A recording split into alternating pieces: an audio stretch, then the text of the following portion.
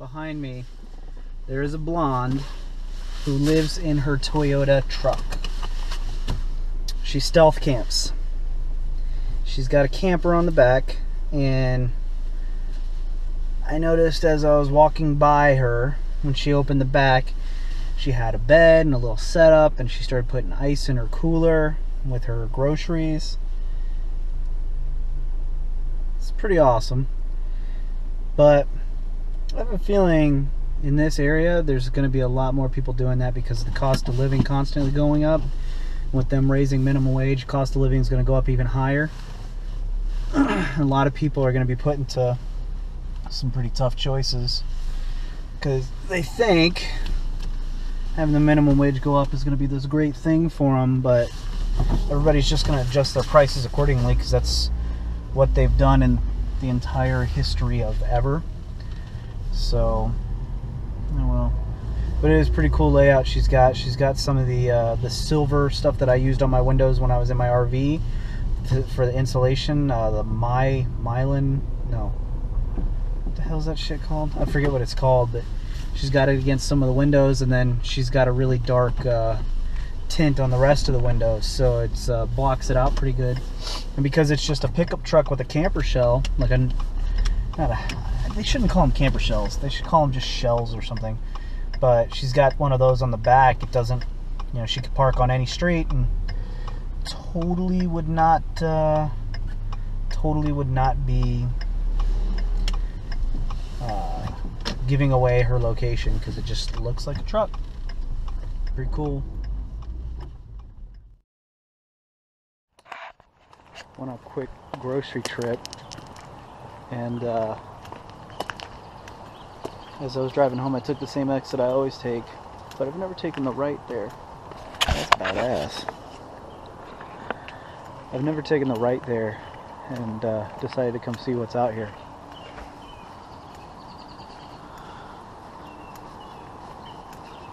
It's another fucking park, which is also beautiful. I'm just gonna see which one it is, see if there's any trails that I can walk. Now right now I got groceries in the car, I just want to see what's here. Okay.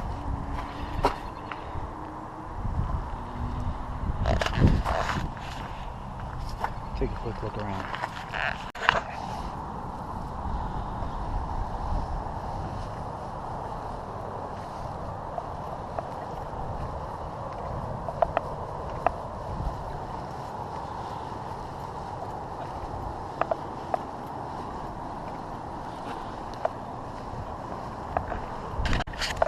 That is an interesting design right there.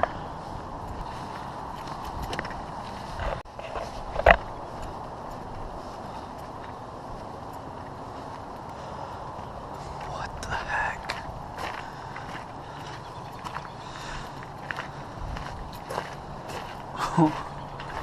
Whoa. That's kind of crazy. That view is awesome. Holy crap.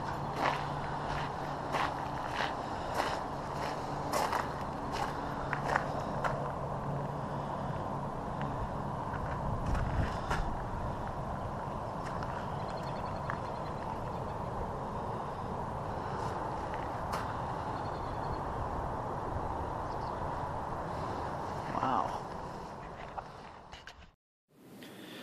Walking down the hall.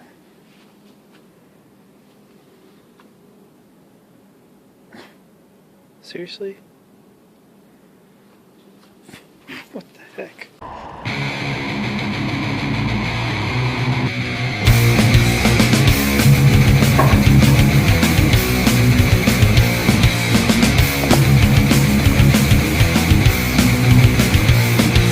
Captain line with trenches, rifle butts and trenches. This is state control. This is state control.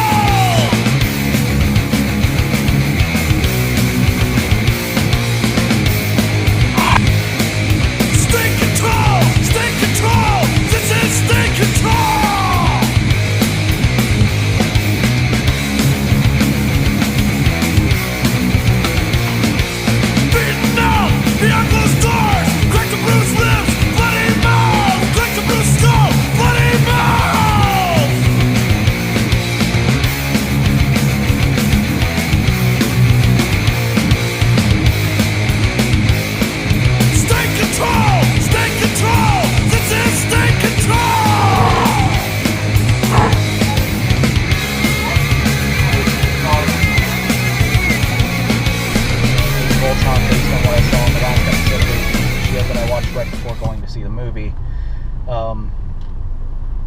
So there could be pretty good reason for Thor to head back to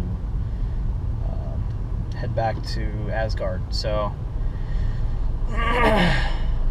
totally got all the pieces in motion, but really well done.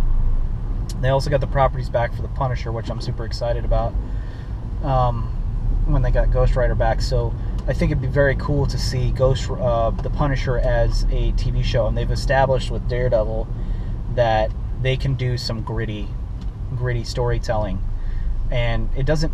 The thing about the Punisher, everybody wants it as a movie, but they've done 3 Punisher movies now, and they haven't been failures, but they haven't been successes either. And I think a large part of that is because people want to be able to take their children to see comic book movies, and the Punisher is just not that character. Neither was Daredevil, really. When they tried to make Daredevil a child kind of movie, I mean, it was fucking terrible, because he's just not the type of hero you need your kids to see.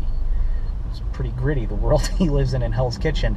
And it's the same that with the success of Daredevil looking pretty prominent. They've already announced that they've picked up a season 2 of it. I think the stage is set now for the Punisher. You can go even darker, which I think is a good move on their part.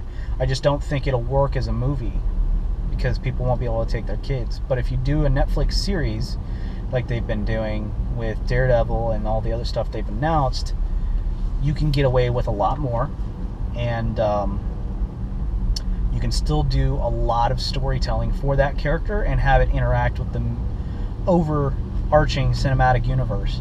I don't think it'll be in time for Civil War, and Punisher plays a very small part in Civil War anyway.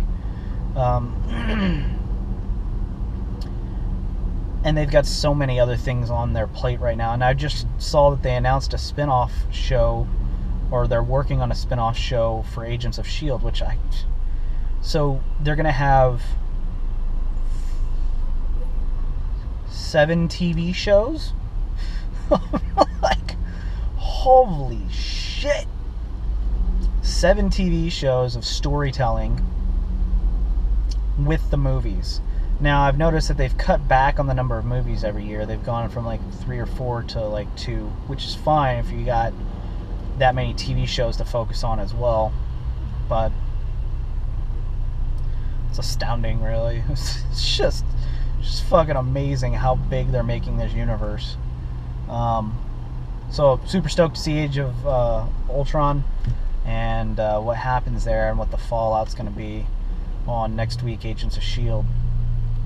with those events. So very fucking cool.